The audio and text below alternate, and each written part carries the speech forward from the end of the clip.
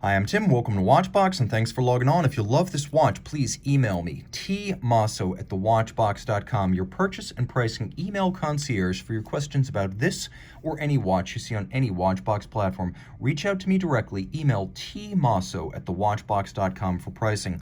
Launched in late 2004 for the 2005 model year, this was the first fundamental innovation and first model from the new brand Greubel Forsey. This is the Double Tourbillon 30 degree, and the watch in white gold and 43 millimeters diameter represents not only a fairly wearable Greubel Forsey, but real undervalued quality in the independent watch scene today. We've seen brands like Grunefeld, FP Journe, Voutilanen, Dufour, and even de Bethune going nuts lately, but relative to what you get, Greubel Forsey watches, though not cheap, give outstanding and overlooked value in the marketplace right now, and this is the Greubel Forsey, the defining watch that really tells the tale of what Robert Greubel and Stephen Forsey have sought to achieve in watchmaking: beauty, complexity, and lasting value. And this watch is that. So 43 millimeters in diameter. It's fairly thick at 15.9, but not as broad from lug to lug as I expected, as this watch measures a fairly reasonable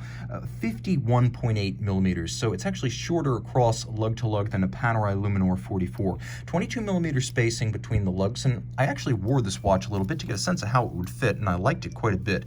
You can see on my 16 centimeter circumference wrist, it's substantial but not ungainly. It's low enough to fit underneath a jacket, though not the tightest of dress sleeves, and again, you can see that lug to lug, not as broad as you'd expect for a big 43 with a lot of innate complication.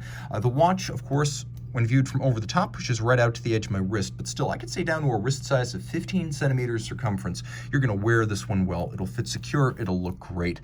Jumping into the strap, Greubel Forsey using substantial, large rectangular scale alligator leather, navy blue.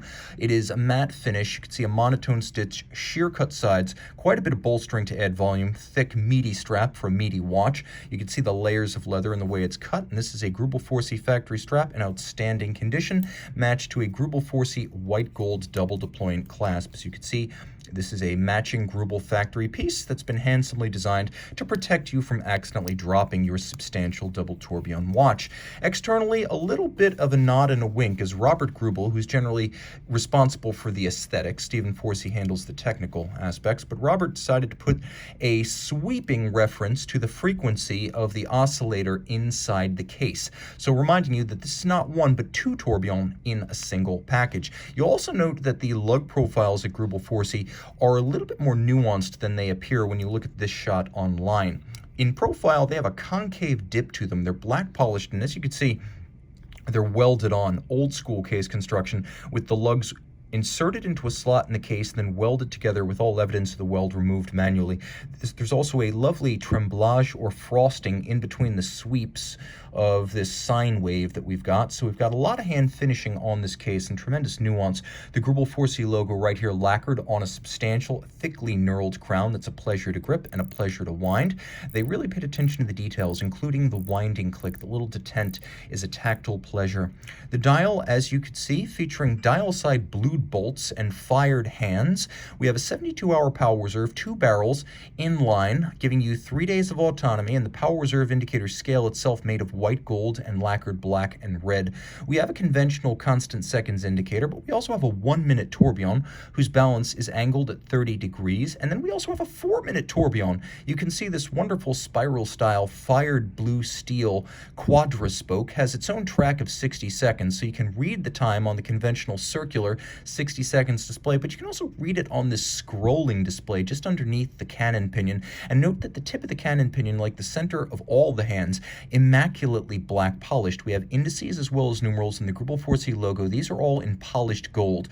We have the 2 tourbillon with the 30-degree balance angle for a reason. Greubel Forsey tourbillon are functional, not just aesthetically pleasing. Stephen Forsey says his tourbillon keep good time and even out the effects of gravity, even if the watch is just sitting down, because the tourbillon is always at an angle and it's tumbling. It will always work to counter out the effects of gravity in any position, even if static. Now, there's a lot to love here. As you can see, the depth of the movement is second to none. It beats away at 21,600 vibrations per hour. It's adjusted in 6 positions. It's free sprung for durability and precise adjustment. And then it has a Phillips curve overcoil. So lots to love here. You can also see the tourbillon bridge itself. The structure containing it is entirely black polished, including the columns on the side. All screw heads black polished, all their slots and circumference chamfered. The same treatment is granted to the two tourbillon cages inside the supporting structure. Flip it all over, you can see the movements, which are nickel copper zinc or maillot. They have been gold gilded. We also have jewel settings in golden chaton to remind us of the pocket watch making heritage of La Chaux de Fonds, where Greubel Forsey is based. And Greubel Forsey, at its peak, made 100 to 120 watches a year.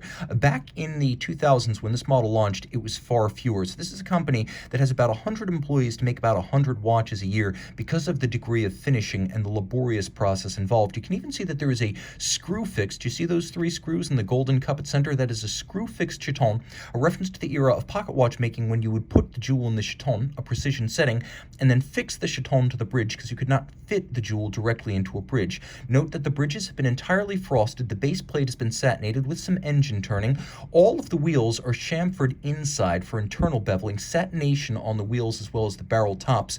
You can see we have frosting of the bridges probably by a wire brush method, and then we have both black polished and fire blued screws. We have anglage that is a mile wide on the edge of all of the bridges, the best of everything, and you can see that the case back number has been engraved by hand. The best quality available. I recently spoke to David Walter, one of the best independent watchmakers of all time, and he said that in his opinion, and his opinion counts for a lot, Greubel Forsey finish is the best in the industry. But in a world where people are obsessed with the Grunefelds, de Bethune, Journe, and others, Greubel Forsey, if anything, has fallen into the underrated category. It won't be for long. Reach out to Team Mosso at thewatchbox.com for purchase and pricing details.